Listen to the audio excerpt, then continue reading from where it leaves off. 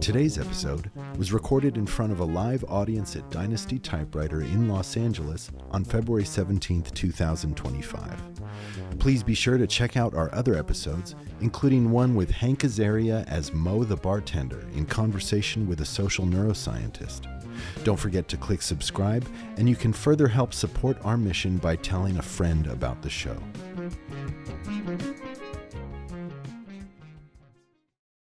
So again, the plant, hundreds of compounds, cannabinoids, we talked about them. The primary ones, delta-9 THC, that's what gets you high. That's what most recreational folks are looking for, delta-9 THC.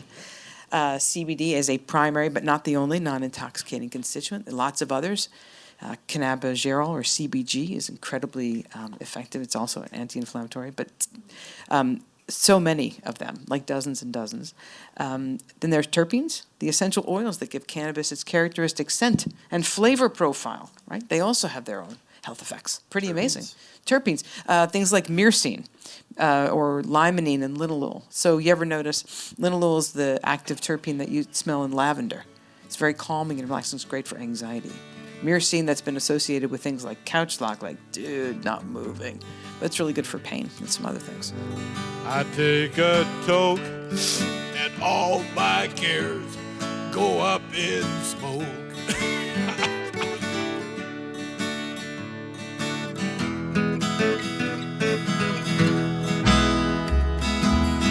Welcome to Sing for Science, the show where musicians and scientists talk about music and science. I'm your host, Matt White. Each week we'll talk about a song by our guest artist and how it connects with our guest scientist's area of expertise. Today we'll be speaking with comedy legend and longtime cannabis activist, Tommy Chong. Tommy began his career in show business as a Motown recording artist, and after having made the pivot to comedy, music remained a key ingredient to the successful formula he and Cheech Marin developed for their Cheech and Chong comedy albums and movies. Their debut film and cult classic Up in Smoke includes a theme song on which Tommy sings the lyric, "I take a toke and all my cares go up in smoke," underscoring the sentiment he's long been associated with as both performer and cannabis icon. Also joining us is Harvard Medical School psychiatry professor Dr. Staci Gruber. Dr. Gruber earned the moniker Harvard's Pot Doc for her directorship of the Marijuana Investigations for Neuroscientific Discovery Program, or MIND. The MIND program was created to examine the specific effects of medical cannabis use with neuroimaging techniques and long-term studies of patient health. Staci's lab studies everything from cognitive development among young cannabis users to how compounds can relieve symptoms related to women's reproductive health. The title of this week's episode on the podcast is Up in Smoke, the science behind cannabis-inspired relief. Dynasty Typewriter, please help me welcome to the stage Tommy Chong and Dr. Staci Gruber.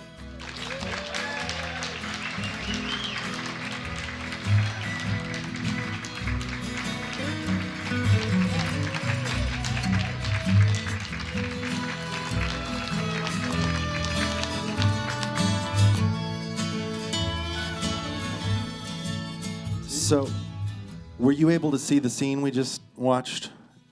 Yeah. Well, I know the scene. Yeah, I guess. You know, what's the name? Strother Martin, Yeah. my father. He wrote that whole scene himself. Every word he ad-libbed and wrote it. That was improv. That was improv. I mean, I was going to say, without exaggeration, for my money, that is perhaps the greatest 3 minutes in all of Hollywood cinema. So, I mean, he was kind of like a legend of the screen at the time, right? Oh, yeah. Yeah, I mean, he'd been in all these great Western movies, you know. But, I mean, anything you want to share about the scene, I am a rapt audience. well, there are some things that I can't share with everybody. But no, it was. We had the best time with that movie. So that was improv, that whole scene. The whole movie was really improv. I mean, I wrote it, but I'd write, you know, and then the script lady would come and I'd hand it to her, and she would run, you know, type it up and get it to all the actors and that. Yeah. And so what about the song? Like I wrote that. Did that come, because I know you guys had a working title for a minute. Was the song before? No, the song was before the movie. Okay. We were supposed to be doing a movie with Floyd Mutrux. He did American Graffiti, and that he was going to be the director. And we hadn't really decided on, what the movie was going to be about. And we got a little taste of Hollywood, and it wasn't a good taste for Cheech and I, because we're used to working live and instant. We didn't. We get down to business. Like we did all our records. We had one or two takes, and then we'd mess with it. But we had and so we did the movie the same way, and so we're trying to figure out what we were going to do and who we were going to do it with, and so then I wrote that song "Up in Smoke," and then I sang it for Lou and Cheech, and Cheech goes, "That's our movie, that'll be our movie." So so when you guys were touring as a comedy act, music was a part of it, right? Oh yeah. And that's how, because you were telling But not Up in Smoke. Up in Smoke was really performed just only for the movie. studio. Yeah, and I remembered recently, and I was talking to Tommy about this. Cheech and Chong are on Joni Mitchell's Court and Spark album. Yeah, Yeah. Joni Mitchell. Yeah. So I guess what I'm kind of curious about is how did you? I know a little bit about how you and Cheech teamed up, but at what point did you discover that weed was going to be a big part of your brand?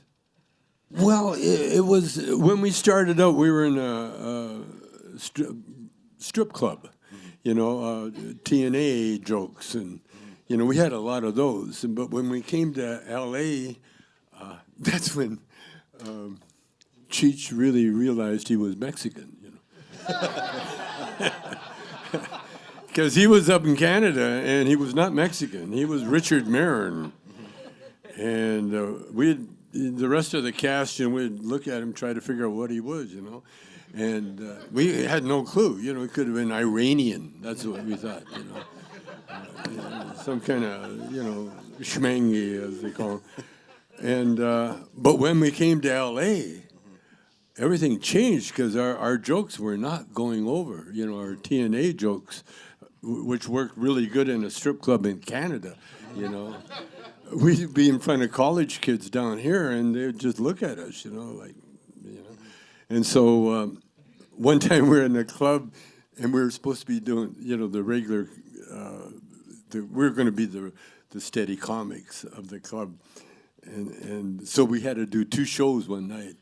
And the first show was horrendous because it was a dance club. And so you made everybody stop dancing to watch our comedy. And that's really not a good thing. And we couldn't make them laugh. And so in between shows, I said to Cheech, "Come on, man, there must be a character you can do that these people can relate to." And he goes, "Yeah, there is one, but..." I said, "But what?" He goes, "Well, it's a little detrimental to the Chicano movement." I said, "Well, that's what we do. That's our job, And so he said, "Well, I could do the lowrider." And I said, "What's a lowrider?" And he said, "Remember when we were standing out in front of the club? The club was on Van Nuys Boulevard. And this guy in a lowrider car pulled up, and he goes, 'Hey, man, can you tell me how to get to Van Nuys Boulevard?' And Cheech says, 'You're on it.' He goes, 'Hey, thanks, man.' and Cheech says, 'That's the character.' Well, then, so I said, 'Okay, I got a bit we can do,' because I played in nightclubs, most of my life, and I saw a lot of black comedians, and there was one, Sir Pineapple from Seattle, and he used to do this bit about going on a date with a girl, and he would do it with just a chair, and he would walk out and he would polish his car, and he'd create a car on stage. And then he'd get in the car, and you knew everything he was doing. And so I kind of showed Cheech that. And so then we decided that Cheech would, create the car on stage and get in and then be the lowrider, and that bit grew from Well, the night we did it, we got a standing ovation. I mean, it was like the dancers were, everybody was happy, and when you get a blast of love coming from the audience like that, Yeah. that's burned into your mind how you got that laugh, Right. you know, and so that's how that character came to be. You know? And then from there, I mean, because because it seemed like drug culture was such a big part of your routine, and we're so closely associated with it. Could you leave your house without being, I mean, at the height of your fame in the 70s, 80s, could you leave your house without being offered drugs? You know, I got offered more drugs in prison. I did. Because they were trying When to... I got busted, man, I walked in the door and everybody's, hey, Chong, I got some joint for you. And the reason was that if they violated me, if I violated my stay in prison, then they would get time off their sentence. Oh. And so I was like, I was like a fish in a, you know. It wasn't because you were a cannabis icon. No, it wasn't. And I get, you know, people like Snoop Dogg, you know. The smoking community, you know. Sure. No, I laugh at Snoop Dogg because he's a tough guy to smoke weed with, man.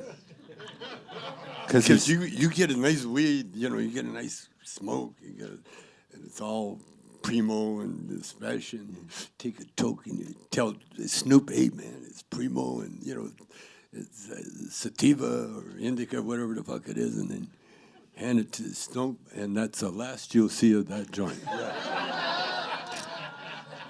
I believe it. And he'll look right at you. You guys... And that's Snoop. Okay, you got it. I'll You got- write you- another one. You guys are in a Grand Theft Auto with Snoop now. Yeah. Yeah, that was one of the more insane things. Well, I don't want to get us too far off track here, but since we already started talking about prison, and what I've been listening to both you guys, and you're both such students of the history of cannabis and the criminalization path. So, I'd like to hear from both your perspectives, because I know you know a lot of the history behind, you know, how it ended up, I'd say, before 10, 15 years ago where it was. Yeah, I kind of made it my life's work. Yeah. When I had discovered cannabis, I said, okay, I don't need school. I know what I want to do. That happens to a lot of people, right? A lot of people find cannabis, they go, I don't need school. That's fine. That's all right. That's fine. That's okay. That's all right. No, I tried. You know, I kind of tried, you know. The trouble with my education was that I was nearsighted, and I didn't find out until I was like a teenager, you know. Even though I'd have to get up out of my seat and walk up to the blackboard and write down the assignment and then walk back, you know. Little did you know that some of the cannabinoids are actually really helpful for things related to eyesight. I think that's really why. I'm kidding. I'm just joking, but that's probably why. But people don't necessarily always know, right, that cannabis was not only, I mean, it's been part of countless, thousands and thousands of years back, right? Countless civilizations and cultures have references to cannabis, right? This isn't new. What's the first? It depends on who you ask, actually. I think Tommy has maybe a different reference point from mine, right? But, I mean, you know, when we think about going way, way back ancient times, Tommy was referencing something that goes back maybe 1 million years. Oh, yeah. That's a very long time. I think there are some other references that maybe go back to China. Usually people go back to China, but thousands and thousands of years, and people also forget, and we always talk about 10, 15 years ago or whatever, you know, cannabis was legal in this country, right? In 1850, it was part of our pharmacopoeia. This is what doctors used to prescribe drugs. You know, it wasn't a certification or you know, anything like that. It was a prescription, right? So it was part of our culture. People had prescribed cannabis for lots of different things, lots of different reasons. Like, what were the indications? I'm glad you asked me that question. That's a good question. I have some unbelievable cannabis memorabilia. I have a bottle from a company called Lloyd Brothers. from 1910, and it has a huge list of indications, including Great Depression and genitourinary this and heart palpitations. And the last thing it says is causes a general feeling of contentment.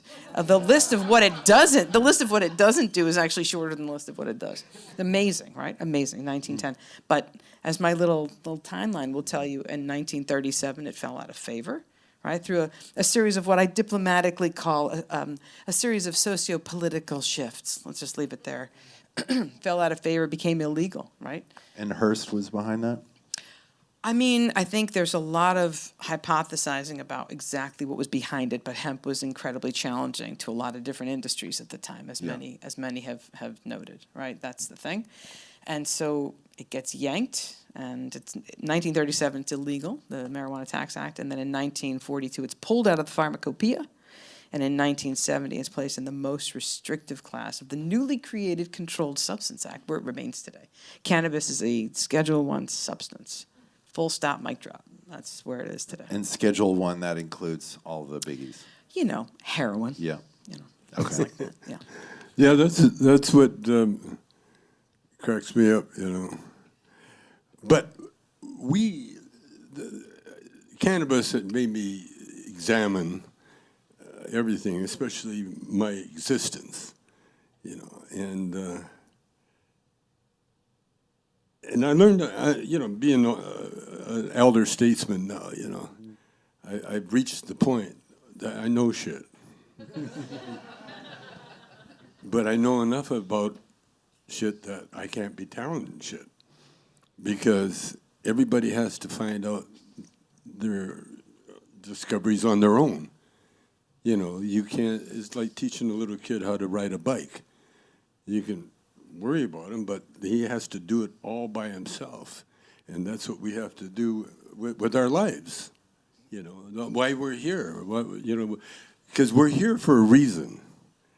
And I've narrowed everything down to the simplest form, because really, it is very simple when you read or study any kind of spiritual books.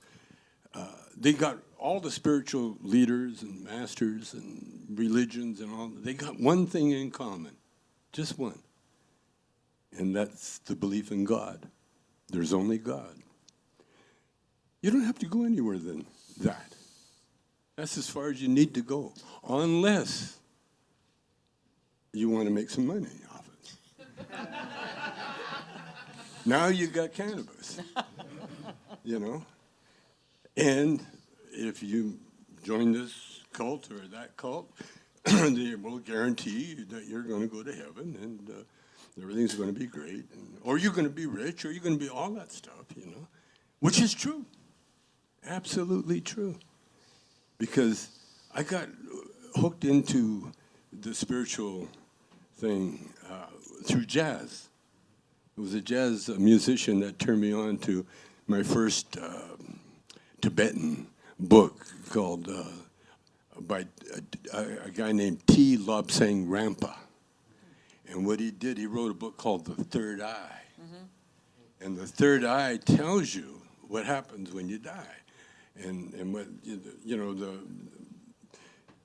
the angels in the heaven, and then how you get reincarnated, you know.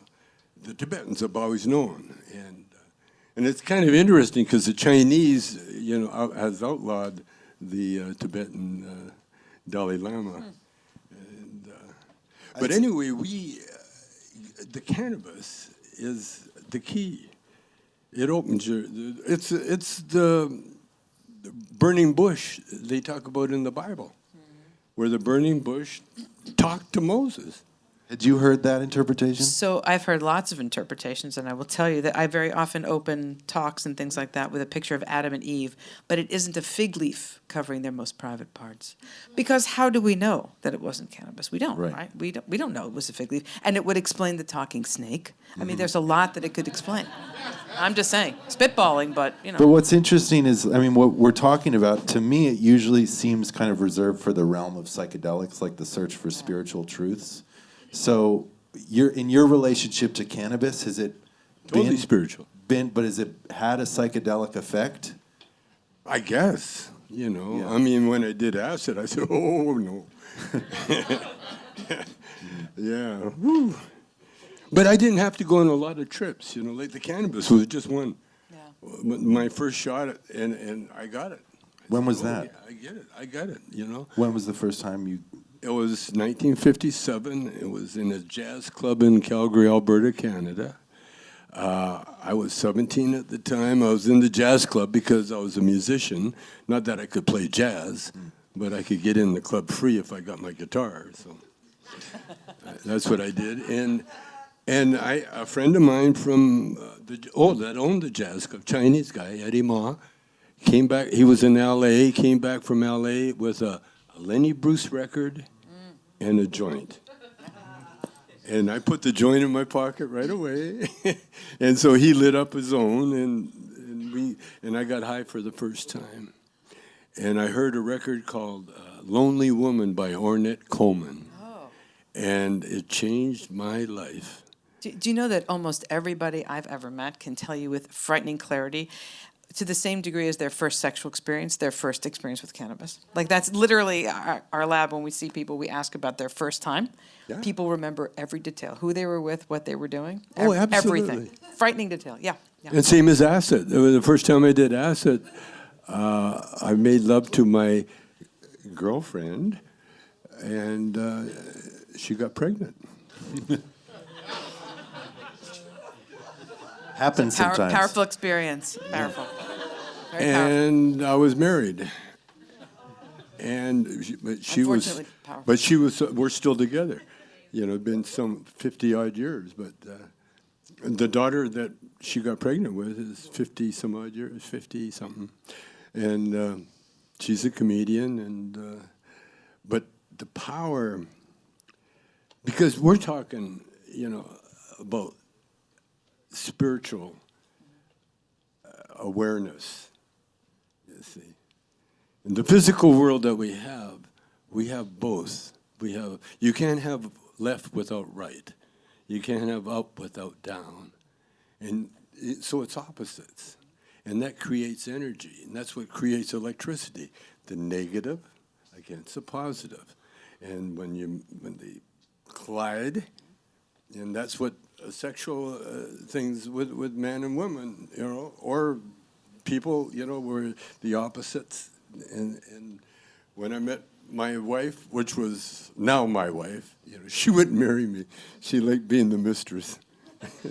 It's very exciting, apparently. Oh, she was crazy. But, you know, we had a choice. She could have got aborted, you know. You know, even though it was illegal, it was like cannabis. It was available if you knew the right person, you know, had the right money. Maybe even in the same shop. You never So know. it was the choices that we made. And even though it complicated, well, it didn't complicate shit, you know. I just went along with the flow.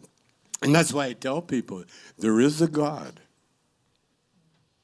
And people say, how do you know that? And I say, have you seen my wife? Not only there is a God, but he really likes me. No greater compliment than that, right? I mean, yeah.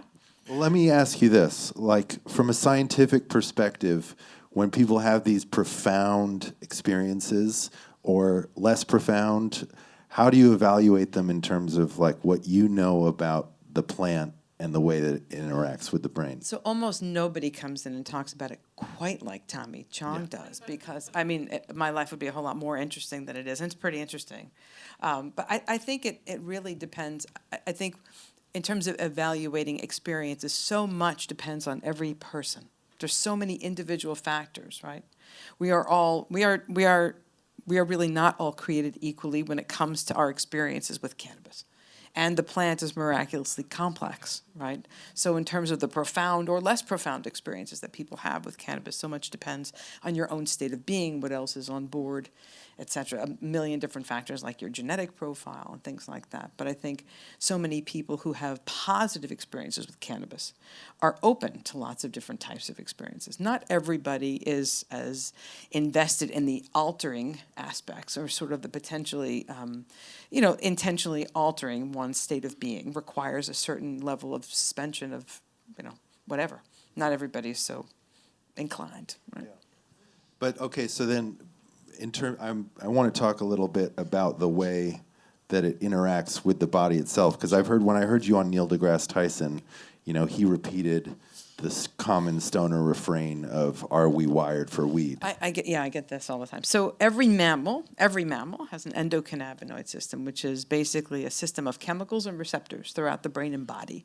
And super, super simple terms, basically, again, we make our own, quote, cannabinoids. They're endo, as in endogenous cannabinoids, anandamide and 2-AG. And we have 2 receptors that we know of. We probably have more.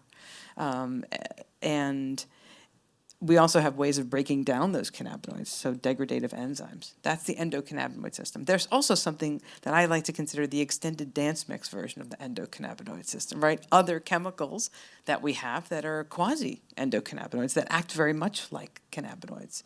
So it's pretty complex. And the endocannabinoid system is responsible for just a couple things, like everything, basically. Homeostasis, keeping everything sort of chill and cool. Really? Yeah.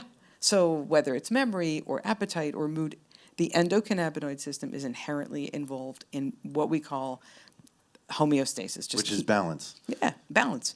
The yin and the yang, just like Tommy was saying. Positive and negative. Exactly. Sort of allowing things to be where they should be. So that's important. Can you explain to me, because obviously the same thing applies to opiates. We have opiate receptors. So when you take in a substance, be it cannabis or heroin, or what is actually happening in the brain to make you high? Is it like that it's There's a bit of a difference there. Sure. A little bit of a difference. Cannabis, heroin. Yeah. Same schedule with the government, but okay, yes, Exactly. true. So again, let's just talk really simply. So in terms of route of administration, the way you take cannabis makes a huge difference, right? So there's routes of inhalation, whether you're going to vape or smoke versus using something like a sublingual oil or an edible, topical, transdermal, all different. Let's go with inhalation. Fastest way of getting an effect is to smoke or vape, right? So we call it moments to minutes. You inhale, smoke goes into your lungs, gets into your bloodstream. Let's talk about THC. Delta-9 THC, the primary intoxicating constituent of the plant. There's over 500 compounds in the plant, 120 phytocannabinoids, things from the plant that interact with your body, right? So THC binds really effectively to these CB receptors. You have CB1 and CB2 receptors. That's what makes you high. That's what makes you high.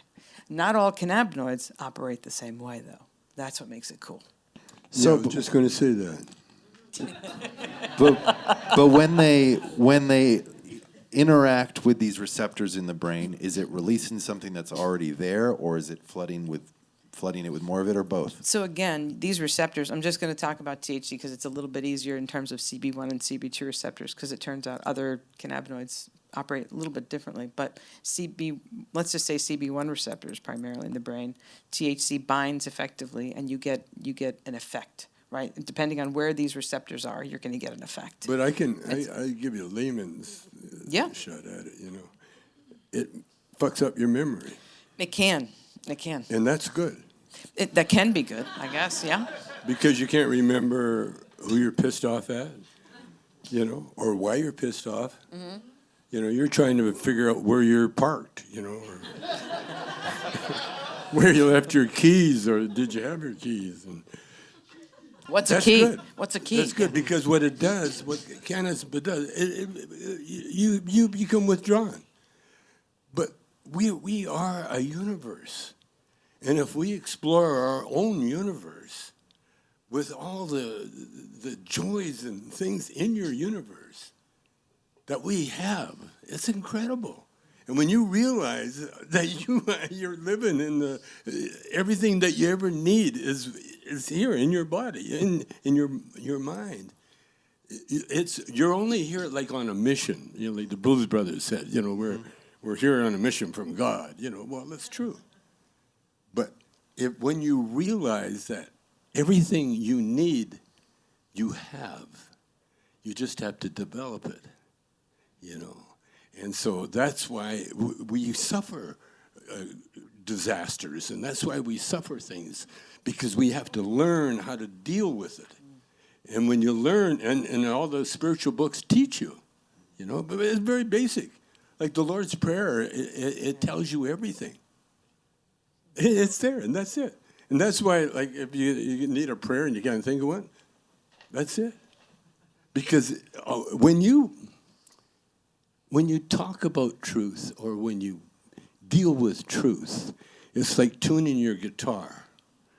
When you tune your guitar, say to A, and you hit it perfect, that's A. That's it. Your job's over. You're in tune. And if you're a little out of tune, you could be a little sharp, or you could be a little. And no matter what you played, when you heard the music, if you're a trained musician, you'll hear something's wrong. You know, that doesn't sound right, unless that's the sound you're going for, because there are no mistakes. You know what I'm saying? It's perception, and what you need. And so we need questions, because that's what keeps us alive. That's why we're here. And that's why a lot of people leave, because, fuck, you know, I've done everything I wanted to do. I'm ready to go. And it's like an actor. And that's what we are, by the way. Shakespeare said it, and I used to quote it until my daughter, who studied Shakespeare, and I was doing it all wrong, quoting it all wrong. But the world's a stage, and we're actors. And that's what it is. Yeah, it's a paraphrase. I mean, so the other thing I want to know is you've had this long relationship with cannabis. And I have to say I'm kind of a piece of me that's envious, because I had this romance with cannabis until I hit 25. I was a daily smoker, and I loved it. And then when I was 25, it made me paranoid, sometimes would go fetal. It was bad, like a bad psychedelic experience. So how do you explain that? It's another experience. Very good point. One good, well, yeah. I one didn't way of prefer looking at that one, though. it. Yeah, it's all about. I yeah. liked how it used to be. You don't like the bad ones, but you don't know what good is until you felt the bad. You didn't know how good it was until you had the Yeah, bad, is okay. really what you're saying, right? So, you know, very often, you know, things change over time. And I'm not sure what you were exposed to all the while. And we develop, right? As we go through life, we develop, we change quite a bit from, you know, being children, adolescents, and emerging adults and adults. Things change. And so your experiences may have been the result of a number of things. I would hazard a guess what you were using was probably a little bit different, or your state of being was different. It's going to affect you different ways.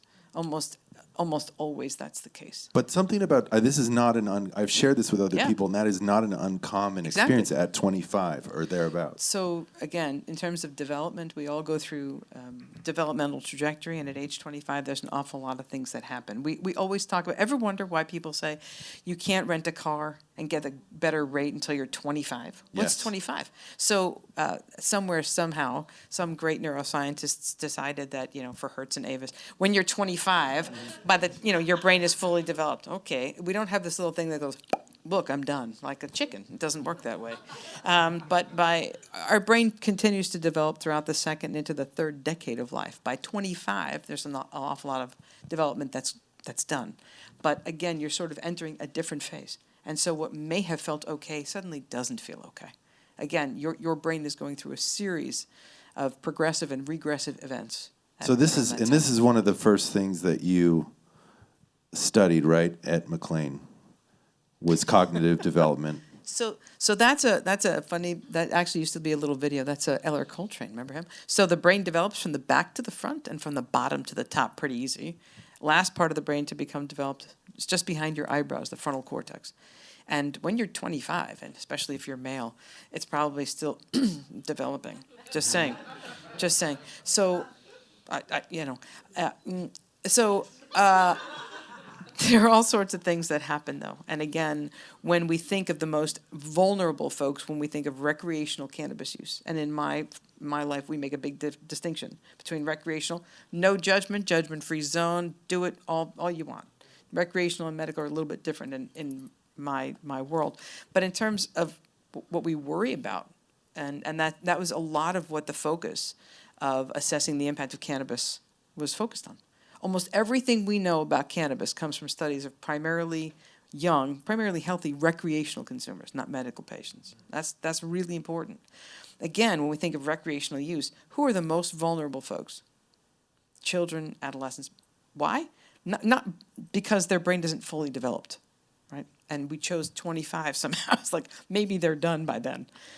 By the way, it's not just to cannabis that the brain is vulnerable. It's any substance, alcohol, illness, injury. The brain is half-baked, get it? So it's under construction, whatever euphemism you want to use, not quite done. But that's the recreational story. And when people begin to use cannabis later in life, our studies looked at folks before age 16 and after age 16, pretty chronic, heavy use. And how do you study it? How do you study them in a lab setting? We hook them up. No, I'm kidding. So recreational folks, believe it or not, in the Boston area, it's really not hard. Before the legalization efforts, it was not hard to find people who admitted using cannabis pretty routinely. And In they're Boston? very in Boston, yeah. Yeah, that's a weird place, man. It is. It is an unusual. I'll give you that. That's true. That's for true. But you bring people in, and again, with frightening clarity, they will go through their history, and people are very interested in allowing others to understand their journeys, right? And so, no judgment. They come in, and we separated them after quite a bit of time into those with earlier and later onset. Like, when did they start regular cannabis use? Those with earlier cannabis use tended to look a little bit different from those who began later. And when you look at cannabis users just as a group, recreational folks, you see differences between those who use and those who don't. Almost exclusively, it's the early onset folks who drive that bus, that difference. It's interesting. And what it tells me is the message isn't just it's not just say no, it's just not yet necessarily. Not that we're encouraging people, but just say no didn't ever work. So that's the recreational side of it. And so that was one of the first studies that you were doing, right? I was part of a lot of different recreational studies, yeah. I spent many decades, let's just say many years. But so recreational. why cannabis? What drew you to cannabis? So when I started at McLean 3,000 years ago, there were some interesting studies ongoing, and one of them had to do with a large study of college students. Again, not hard to recruit for these folks who would come in. Sometimes they'd roll out of a car. It was like up in smoke. You open the windows, smoke. Which way? It's over here. There for me, So but we had them spend the night, which was also super fun. And in the morning we would assess them in pairs. In the morning, we would evaluate them, and we'd do 2.5-hour battery of cognitive performance. So how effective they were able to be at solving problems and short-term memory, longer-term memory. So my job for a long time was looking at these folks, recreational consumers. So I'm going to guess that it has a deleterious effect on memory. For many people, that would be a very good guess, yeah. And again, the earlier and the more consistently, more frequently, more sort of higher use and earlier you use generally. So what's surprising memory. in the data? Like that to me does not, that it does fall in line with the stereotype, but what's surprising in what you've turned up? Two things. First of all, one, not everybody necessarily has the same pattern. And two, when we look at again, groups of people, it's almost always when we got to my studies, that was a study that was not of my design, but when we got to later studies, it really does look like age of onset, frequency, and magnitude dictate how much of a difference there's going to be. And we see it in brain imaging, brain structure, and function. We see changes across the board. We don't see the same pattern in people who begin later and who are using primarily for medical purposes. That's the big difference. When you start using as older adults, as we come through the developmental trajectory past the magic age of 25, if you will, and now 40, we're beginning to we're losing now what we had. Again, we don't necessarily see the same decrements. That's a huge thing. I'd like to talk a little bit about medical treatment because the most staggering thing I'd heard was when you told the story about the young girl who had severe epilepsy. Charlotte Figgy. Yeah. Can you tell that story? Sure. Charlotte Figgy was a little girl who suffered from a rare form of pediatric onset intractable seizures called Dravet syndrome. Lennox-Gastaut and Dravet syndrome are now the two indications for which there's actually an FDA medication that comes from cannabis called Epidiolex. Charlotte Figgy's parents were sort of at their wits' end because she was one of twins, and Charlotte was incredibly ill and was having hundreds of seizures per week. Is that the Charlotte's Web? Yes, Charlotte of Charlotte's Web is Charlotte Figgy. And her parents really, again, were sort of at the end. I think they had just signed a DNR for this child. I mean, she was a baby. She was 5. She was a little kid. And imagine how challenging this would be if you had a neurotypical twin who's fine, who walks and talks and laughs, and then you have Charlotte.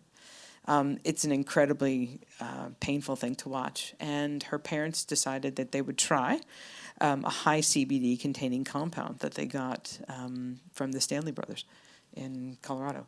And it was a game changer. She went from having hundreds of seizures a week to very, very few, and ultimately was maintained for years. She walked, she talked, she looked like every other little girl. Wow. It was an amazing, amazing change. And I think the first CNN documentary that looked at that was called Weed, and it was a game changer. It raised the nation's consciousness about this. Well, that's what got Sanjay Gupta.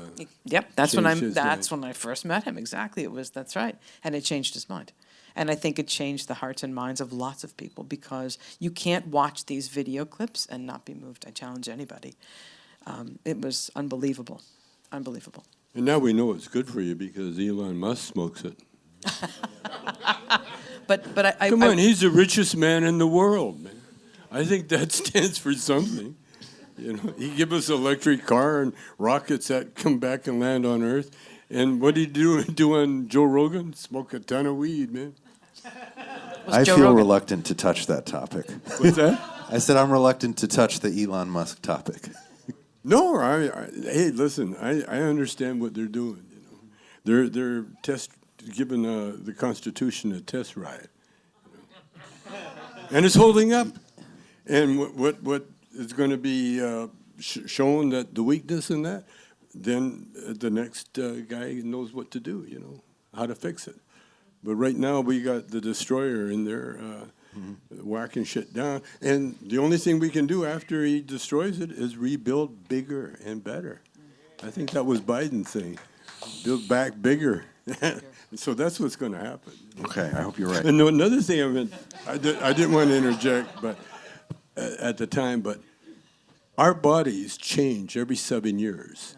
It's the octave of music, 7. 8 notes is an octave. Yeah. So every 7 years, we are different people. Mm-hmm. And when you realize that, then you know, the guy you were 7 years ago is different than who you are today, and it never stops. It keeps going that way. That makes me think about, because I think for some reason I pair that factoid with Keith Richards getting his like all new fluids. I don't know if that's just. The blood transfusion. Yeah. Well, you know, they do spinning with the blood. Have you ever had that? As what they do, they take blood out of your body and they spin it, and it, I don't know what it does. It shakes something up. Yeah. And you take it back in, it's like, woo, you know. All right. And you get a boner and all that stuff. Okay. Such a journey. Yeah, it is.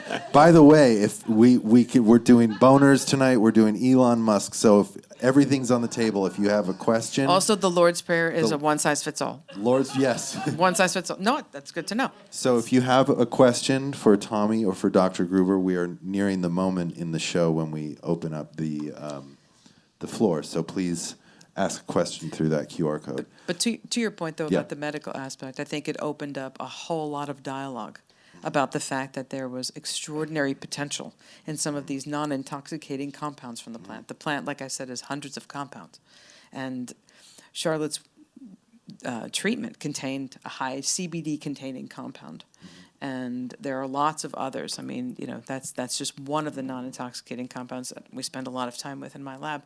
But it's really a rather extraordinary thing to behold. So wait, are these some of the compounds? Not all of them, obviously.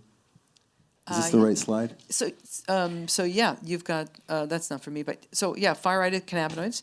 So, and then you have terpenes. So again, the plant, hundreds of compounds, cannabinoids, we talked about them. The primary ones, delta-9 THC, that's what gets you high. That's what most recreational folks are looking for, delta-9 THC.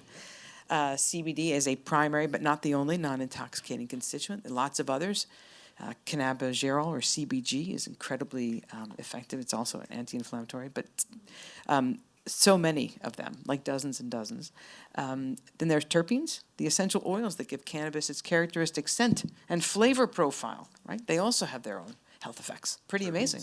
Terpenes, things like myrcene or limonene and linalool. So you ever notice linalool is the active terpene that you smell in lavender. It's very calming and relaxing. It's great for anxiety. Myrcene, that's been associated with things like couch lock, like, dude, not moving.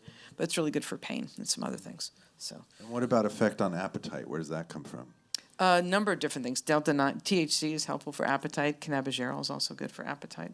The trick is to, I think, for some of these things, and in my lab, we're trying to look at specific formulations that we create to address different, conditions and indications, and how you can do that without necessarily altering people. So, appetite, we try to be mindful of that because so many people don't want to be altered. If you want to be altered and take a ride and have a trip, awesome, that's fine. But very often people can't. And very, very often not everybody responds all that well to things like THC. As it turns out, genetically, some people are slow metabolizers of THC. You can have a whole lot of, or a whole little of THC. Depends on who you are. 5 milligrams for one person may be perfect. 5 milligrams for somebody else may be absolutely not perfect. Definitely not. 50, 75, 100, you can go the gamut. And if you've eaten it, like an edible, like we were talking about, it's the gift that keeps on giving, because delta-9 gets converted to something more intoxicating in the liver. So, super fun. Yeah, gummies changed my life. Well, this is... Especially when I go through the border, Gummies. Can you talk a little bit about your experience, because you had cancer, and that was a big part of your regimen? Yeah. When I got cancer when I was in prison, because the prison was built over a toxic waste dump, and it's closed now, because most of the people that work there are dead. So when I got out of prison, I was going to get on a growth hormone, because I'm a bodybuilder, was anyway. And but before you do that, you have to make sure your body's clean. So I checked out and I found out I had prostate cancer. And I loved the old way that he'd say, "Oh, don't worry, you'll die of something else before that kills you." Reassuring, really made you feel You'll good. die with it, not of it. That's what they say, right? Yeah. And so anyway, I had got friends, very intelligent, and they went on to research, and a doctor, actually a plastic surgeon friend of mine, did the research, found the best doctor, and he did with the computer, the operation. The old way, they used to do a whole thing that was pretty bad. But the new way is that you just go in there with the TV screen, and so anyway, they cleaned me out, cleaned out the prostate. But I made a mistake. I got a biopsy. I knew I had the prostate, but they did a biopsy out of habit, and because of the biopsy, the rectal area got infected, and so they had to move the exit from the back to the front, and that was a big operation. Yeah. And but of course, you get stoned before you go under. And I'm a comedian. I don't think that's actually in the treatment protocol. Just to be clear, you're hearing it here for the first time. So I'm going. They're reeling me in there, and I'm on stage doing my act, and just making jokes out of everybody around, teaching them the proctologist handshake, which is the elbow. Yeah, exactly. and just having a good time, and then the operation happened. I wake up, and I look up, and my daughter was beside the thing, and I thought she was a nurse. And I thought, fuck, you look just like my daughter. And they knew, he's okay. But what I did when healing, the angels came out, and I started doing CBD injections. And that was pretty rare because CBD oil is pretty thick. And so I did the injections every couple of days, or every week actually, for about a month. You're talking about to the affected area. Yeah. Anyway, no See, I cleaned that right up. painkillers, no nothing. Yeah. Everything healed. Boom. I was good to go.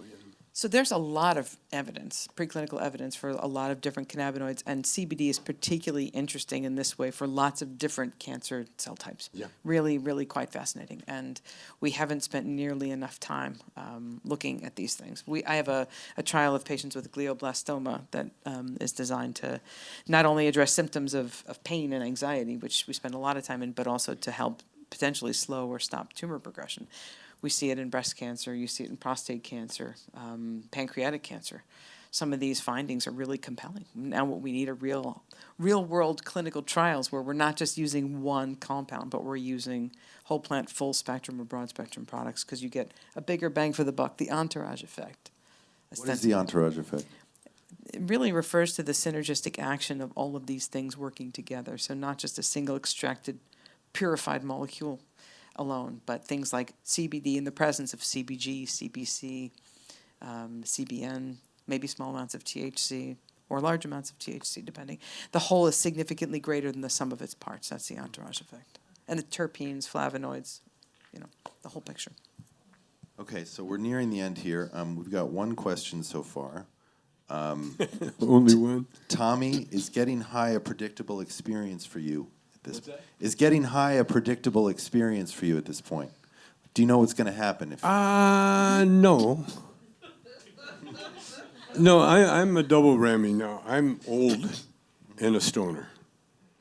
And it's basically redundant. It's the same thing. You can't remember shit, and you usually pee on the floor before you get to the toilet. Incontinence is also It's not a topic. easy being old, I'll Yeah. tell you. But it's a lot of fun if you know how, because it's a game, see? And when you're old, there are rules for old people. Like you can ride in a wheelchair around the airport. And they'll board you first and It's a lot put of your perks. feet, And so there are perks. Fastest growing group of cannabis consumers in this country, those over the age of, 65? Yeah. Fastest account for growing that. group. So many things. People are looking, average person over the age of 60 is on 5 conventional medications, right? So people are not necessarily always so inclined to be on conventional meds. And I think cannabinoids are finding their mark here.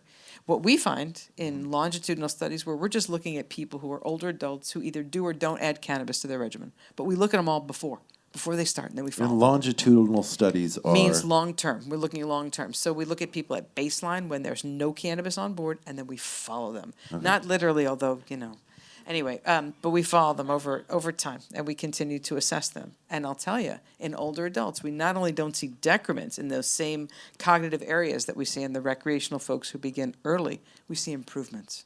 And we see some structural brain changes that are pretty amazing. Age matters. So that's kind of counter to the other studies, right, that you did? It's counter to the recreational stuff. But Okay. again, the endocannabinoid system, like everything else, ages. And if you can tweak it a little bit with exogenous cannabinoids, somehow. When they legalized it for medical purposes only, I thought, that's it.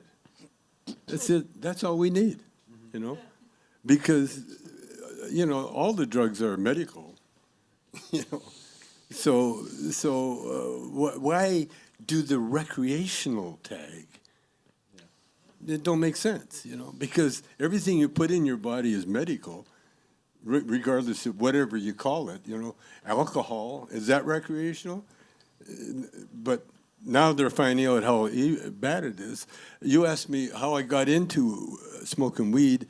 It was with like guys like Arnold Schwarzenegger. Oh, right, in that the when movie. one of my dreams was to work out at Gold's Gym, because I was a bodybuilder in Vancouver, and And when I got with the bodybuilders, it was because I'd hang with the bouncers at the clubs, and they were all buffed and everything, they're healthy guys, you know, and so they got me interested in bodybuilding, and I've always been interested in, you know, the body. And the more I got into bodybuilding, the more I found out about diet and so on. And the only thing these guys would do, they wouldn't even drink a 7-Up, you know, if they had a contest or something. Yeah. But they would smoke pot. Mm-hmm. And why? Because they know. No calories. They knew it was healthy. It was healthy. But now, on that same Neil deGrasse Tyson interview, you were talking about the overlap with athletic performance, right? Yeah. So are there studies about cannabis and the effect on athletes? So the big thing about athletes is what was being banned, right, and what was being prohibited, and people calling certain things performance-enhancing drugs when many people will tell you, but using certain types of products will actually not enhance your performance. It will actually make you slower. Yeah. It depends on what you're using. Yeah. And by the same token, in terms of things like ibuprofen, is that a performing-enhancing drug if it's an anti-inflammatory, right? So I think that there's not a ton of studies this way, but there was a lot of controversy about what was being absolutely, you know, sort of prohibited and what wasn't being prohibited. Well, you want to talk about performance-enhancing drugs. Look at the racetrack, the horse racing in L.A., there's all these doping where they dope the horse so bad to win, you know, just jack them up with meth or whatever they do, and then the horse has to be killed, you know, short life after that, you know. And there's a big scandal going on about that in the horse racing, the doping in the horse racing, and then the doping in the bicycle racing, you know, which was what, blood... I think people were taking all sorts of different performance-enhancing drugs. Well, Lance Armstrong, you know, steroids and things like that. But I think with cannabis and cannabinoids, you know, it's an interesting thing, right? Because some people will use a lot of athletes. You know, interestingly, former professional athletes often go and start their own companies, right, that are focused on certain cannabis or cannabinoid products.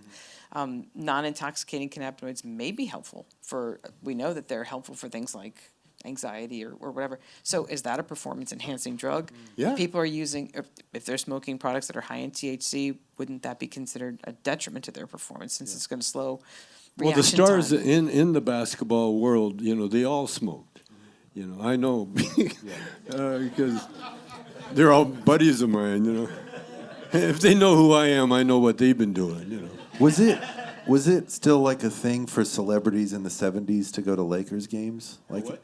Was it a thing in the 70s for celebrities to go to Lakers games like it is now? Oh, yeah. Did you go? It was crazy back then, you know, Jack Nicholson and everybody. Yeah.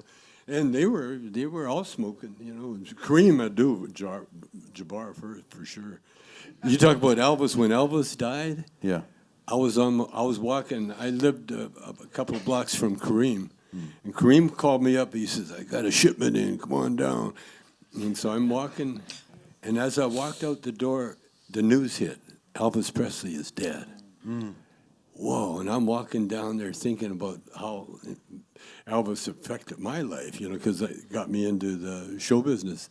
And I'm thinking, walking down there, and I got to Kareem's gate, and I rang the bell.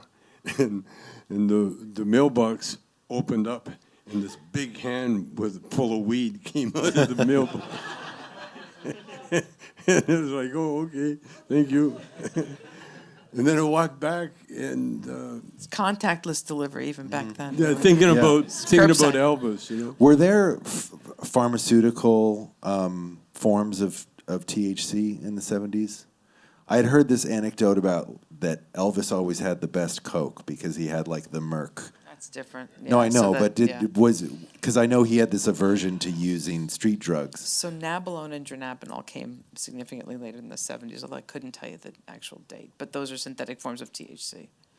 And you would take them as a pill? Yeah, by prescription. Yeah, still available and still used for lots of different things. Okay. Not Schedule I, by the way. Just saying. Interesting. Only THC and not Schedule I. Okay. But yeah. Well, we're wrapping up here. Do either of you have questions for one another before we wrap up? Are we there yet? We're going to go back to that powerful experience, Yeah. 50 years ago. Yeah.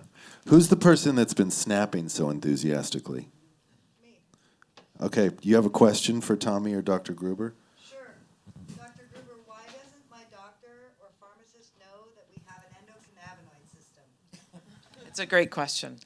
Your doctor does know, but there's no very, very few medical schools in the country actually spend a ton of time. The endocannabinoid system is a highly understudied and I think it's underappreciated as a system. I think, again, people, when they think of their patient populations exploring the use of cannabis or cannabinoids, it only means one thing. And I had a lot of people say in the very beginning of our studies of folks using cannabis for medical purposes, they're just looking for a legal way to get high, right? And it couldn't be further from the truth. Couldn't be further from the truth. There are more and more people who are trying to become more educated, and it's all about education. I give lots and lots of talks to people who are primary care physicians and healthcare providers and pharmacists because they should know. And people, my feeling is it's like rock and roll. It's here to stay. People are using it anyway. We should actually allow people to use the best and safest products in the safest ways for them. It's really not a judgment. It's not up to us to judge. It's how can we exploit and make things the most potentially beneficial and reduce risk and harm. But I would say I would ask them to educate themselves because you're not the only one. I promise you that. Oh, I'm very aware. My doctors at UCLA don't know that we have an endocannabinoid system at all. That's very frightening to hear. I'm not sure how that's possible. Yeah, that's terrifying. I'm very sorry. We can send you some handouts. We will send you some literature. I give them books. Yeah, you should continue to try to educate them. We are in cannabis and cannabinoid science. We're generally following patients who go, "Hey, I tried it for this," blah blah. And we go, "That's an interesting idea," as opposed to creating something and going, "This is what we think it's great for." We're all sort of playing catch-ups. Policy outpaced science. We don't have a ton of empirically sound data to prove what many people have hypothesized. Say that again. Policy outpaced science. Policy outpaced science. So we had lots of policies in place before we had a ton of science to back it up, which is Right. why many of us are trying very hard to fill in the voids. And So prove to me that CBD can be anxiolytic. That is, it can help with people with anxiety. The only way to do that are double-blind, placebo-controlled trials where you've addressed things like expectancy and we've really done those kinds of studies. There have been plenty of studies that have really looked at it, but we don't have a ton of empirically sound data. Where does the majority of your lab's funding come from? That's a very, very good question, and a particularly sensitive one at this time. No, I'm kidding. So believe it or not, shocking, when we first started the program, this wasn't ever funded by our government. I've been funded from the National Institutes of Drug Abuse for other studies, primarily looking at the impact of recreational cannabis, Yeah. but not on medical cannabis. Although the older adult study was a NIDA study. Longitudinal, I wasn't giving them anything, but we're looking at long-term outcome. Primarily private foundations, donations, philanthropy, really. And is the landscape such that you see it remaining like that? I mean, is there still this? Well, so things are a little dicey right now. No, a right. little up in the air, I would say. Yeah. So it's unclear how this will shake out. Well, my point is there still the same stigma? I mean, it just seems kind of like yesterday's news that it would be, but it sounds as if not. There was a lot of discussion, and there's ongoing discussion of rescheduling, not descheduling. 2 letters make a huge difference. Rescheduling from Schedule 1 to Schedule 3 versus descheduling mean, woo-hoo, free for all. But rescheduling from 1 to 3, the sort of everything has been ground to a halt for now. But I think for now the landscape is the landscape. People are much more invested in looking at the potential medical applications, and people should not have the experience where nobody understands what it is, why you're using, or how you're using. It's a travesty. It's unfair. Patients have very limited resources in terms of where they can go and talk to people, and we shouldn't be the only program dedicated to looking at the long-term effects of medical cannabis in the country. It gives me no joy to say it. Well, folks, help me give it up for Tommy Chong and Dr. Staci Gruber.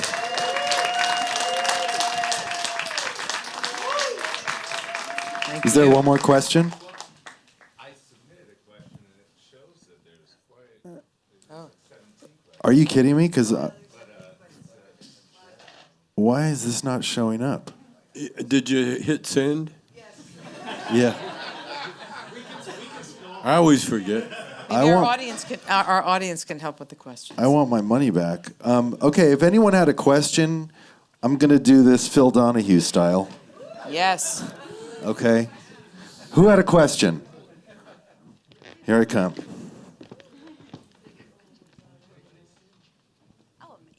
Amazing, thank you. I had a question for Dr. Gruber and Tommy as well, but in terms of the medical benefits for especially folks with cancer, what are we seeing outside of like appetite, outside of pain? What else is there that we're not getting to hear about? I would say that I think of them as sort of two complementary areas. So first and foremost are the sort of symptoms that are associated with either primary disease or treatment. When you're in treatment, you very often have obviously things like nausea, vomiting. You also very often have anxiety. You have challenges with sleep, right? You have chronic pain. So we think of those things in terms of addressing symptoms related to either primary disease or the treatment. On the other side, there's the issue of what is being done to potentially address the disease progression itself, to either slow or stop or even reverse or eliminate. I think there's an awful lot we haven't heard about in terms of the potential. It's mostly sort of preclinical or basic studies. We're just now getting to the point where we'll start thinking about having human trials. So, Thank you. Sure. Where could we find out, I guess, more info for ourselves? What's that's a great question. I'm trying to think of a one single sort of repository for that. Our website always talks about our studies. We have, I think, 6 current clinical trials, which is amazing, as well as longitudinal observational studies, and survey studies. We're just now starting to branch out into other types of medical conditions, including oncology and things that either disproportionately or exclusively impact women. So, Thank you so much. sure.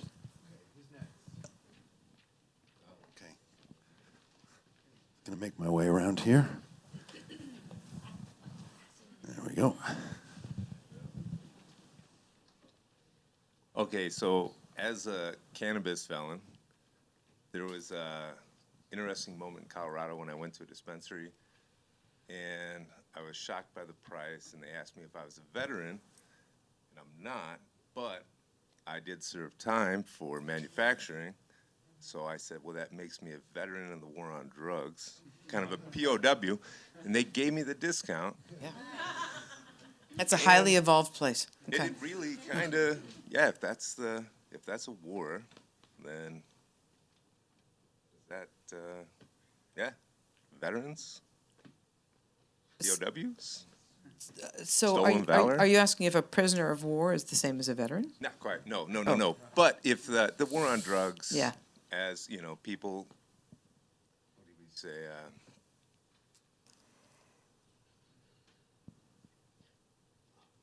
so Oakland, I know they kind of prioritized people with criminal histories for marijuana and people of minorities to have access to licensing.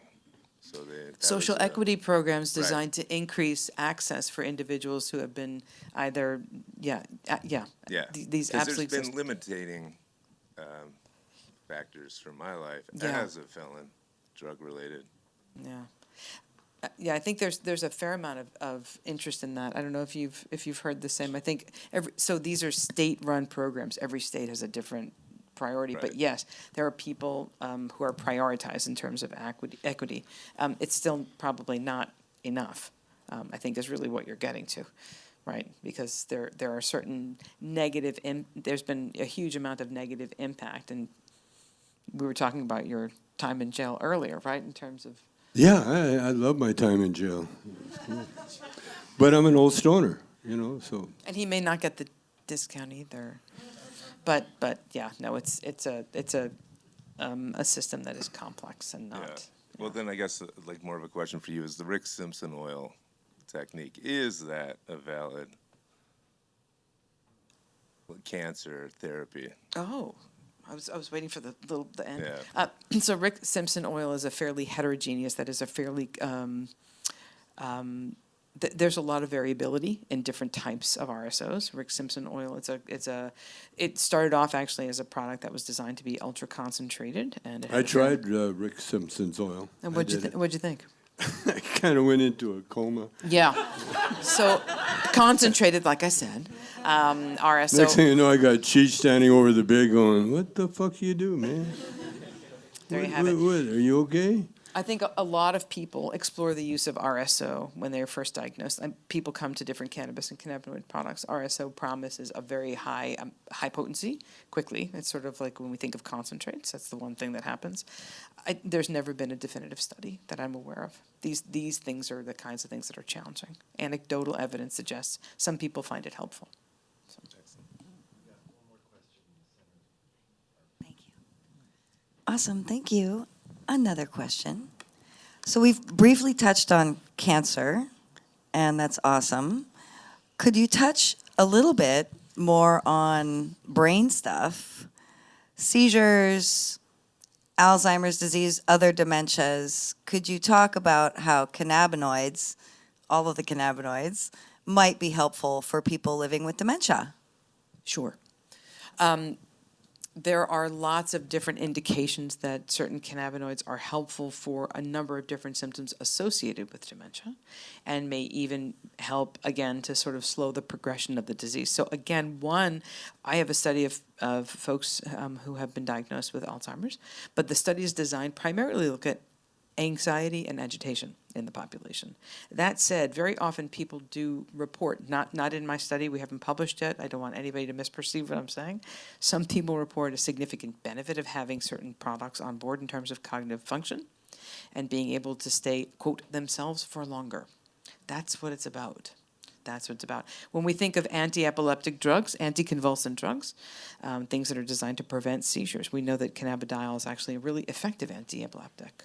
So why wouldn't we think of using it in the same ways we've used other anti-epileptic drugs? I'm in psychiatry. We use anti-epileptic drugs to stabilize mood in patients with bipolar disorder very often.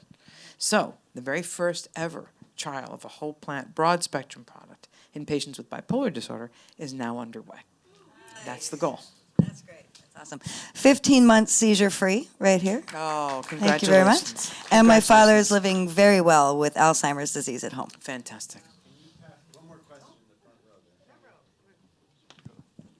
This one's for Tommy Chong.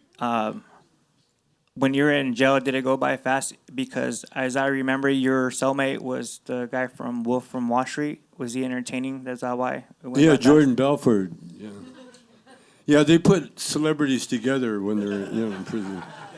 Yeah, no, they do. Keep an eye on us and keep us safe. And I met Jordan Belfort. Cool guy. Helped him write his book. And the way I did it was that because talking to him, I found out he was a genius. I mean, a bona fide genius. He has like all geniuses, they have photographic memories. They'll see something, they'll boom, take a picture of it. They know it, and that's the way he was.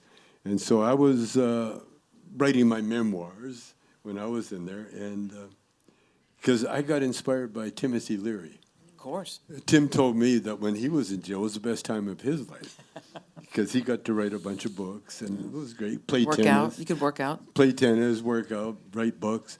And so I was writing my book, and Jordan, he said, what are you doing? I told him. Then he says, I'm going to write a book. And so then he sat down and he wrote a page and handed it to me like I was a teacher. And I read it, and it was the first page of Bonfires of the Vanities. Oh. This guy's a thief, And even writing, he couldn't help but steal someone else's stuff. Wow. And so he said, what do you think? And I said, well, you haven't written shit, man.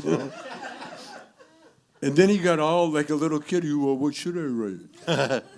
I said, write the stories you've been telling me every night. And I said, yeah. And I said, there's one rule you got to follow. And he said, what's that? I says, the most of rule. And He said, the most of, what's that? I says, if you're doing coke, you're not just doing coke. You're doing the most of coke that's ever been done. Because it's a movie. You can do anything in a movie. And he could see in his eyes, boom, he got it. And then we never really talked. He went and wrote that book, man. He wrote it. And then we got out, I got out, and when you're ex-cons, you're not supposed to have any contact after you get out. And so he drove by my house and yelled at me, and I went to the window. He goes, I sold my book. They're going to make a movie of my book. Martin Scorsese's going to direct it. It was crazy, yeah. Amazing. Well, thanks again, everybody. Thank you for coming, and thank you, Dr. Staci Gruber and Tommy Chong. Be sure to check out Cheech and Chong's last movie, now playing in theaters everywhere. And you can follow him on Instagram at HeyTommyChong.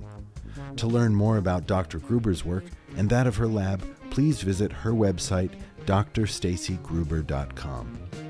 Sing for Science is co-produced by Talkhouse and made possible in part by a grant from the Simons Foundation.